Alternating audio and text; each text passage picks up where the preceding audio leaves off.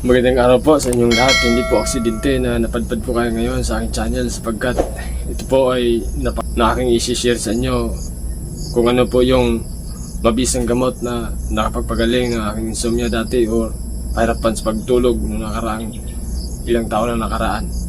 Ngayon, alam niyo po mga kaibigan na 3 taon na po ang aking tinuruan nito at sila po ay gumaling sa kanilang insomnia or anemia.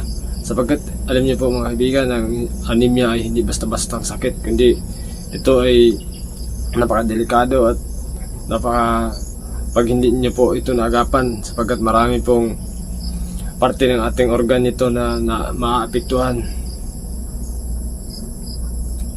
Sapagkat mga kaibigan, kapag bumaba po ang ating red blood cells or ang pulang dugo, ay kulang na po ang oxygen na dinideliver nito ng hemoglobin patungo sa ating puso at sa ating kidney mga kaibigan.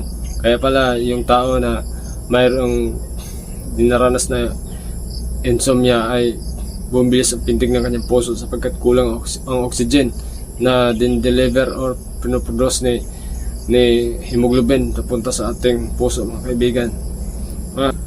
Ngayon, sasabihin ko na po kung ano po yung mabisang gamot, pinakamabisang gamot na aking nasubukan o nakapagpagaling ng aking insomnia at nakapagpagaling rin ng 3 tao na aking tinuruan na kung saan sila rin ay hirap sa pagtulog noong nakaraang panahon. At ngayon ay gumaling na po sila. Apibon capsule po, hanapin nyo lang po sa butika. Yan, ang gamot na yan ay sayang epektibo para sa anemia or insomnia.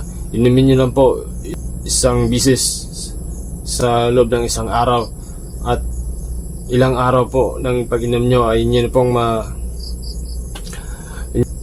maramdaman mga kaibigan na kayo po ay unti-unti pong gumaling at bumalik na po yung maganda nyo pong tulog at kayo po ay antukin.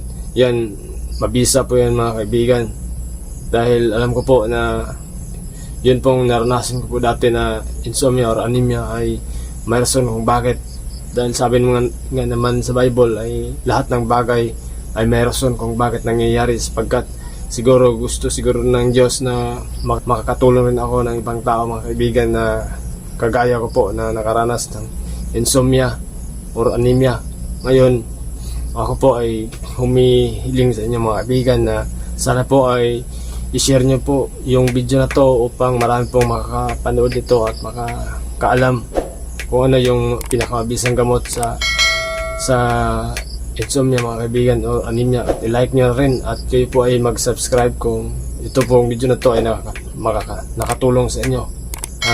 Magandang araw po at purihin ng Diyos.